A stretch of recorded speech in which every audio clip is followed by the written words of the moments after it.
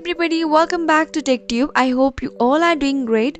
So in today's episode, I'm gonna guide you on how you can remove Bigo Live account. So to do that, go ahead and open up your Bigo Live application on your mobile phone.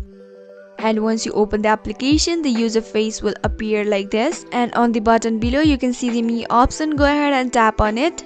And on the top right side, you can see the user setting. Go ahead and tap on it.